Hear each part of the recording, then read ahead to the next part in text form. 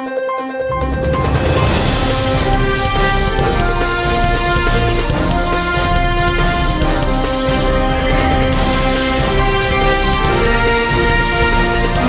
नगरी 24 तास न्यूज, रोखोक बातम्या आणि बरच काही. मोहोळ तालुक्यातील नजीक पिंपरी परिसरात आज सकाळी घडलेल्या भीषण अपघातात एका 17 वर्षीय विद्यार्थिनीचा जागीच मृत्यू झाला, तर तिची मैत्रीण गंभीर जखमी झाली आहे. तांबोळे तालुका मोहोळ येथील प्रज्ञा धनाजी कोकाटे वय वर्ष 17 ही मोहोळ येथील नेताजी महाविद्यालयात 11वी विज्ञान शाखेत शिक्षण घेत होती.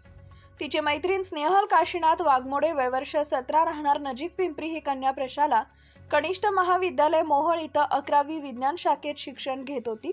दोघी दुचाकीवरून नेहमीप्रमाणे कॉलेजला निघाल्या होत्या. मात्र नजीक पिंपरीच्या हद्दीत समोरून येणाऱ्या भरधाव MH13 EP0019 या टेम्पोनं त्यांच्या दुचाकीला जोरदार धडक दिली.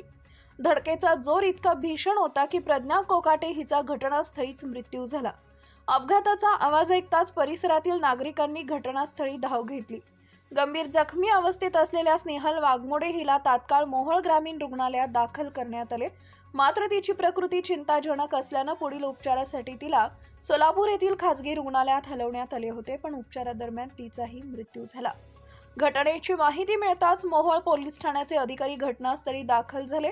पोलिसांनी अपघातास कारणीभूत ठरलेल्या टेम्पो व त्याचा चालक ताब्यात घेतला असून त्याच्या विरुद्ध गुन्हा दाखल करण्याची प्रक्रिया सुरू आहे. अपघाताचं नेमकं कारण आणि वेगाचा अंदाज घेण्यासाठी पुढील तपास केला जातो आहे.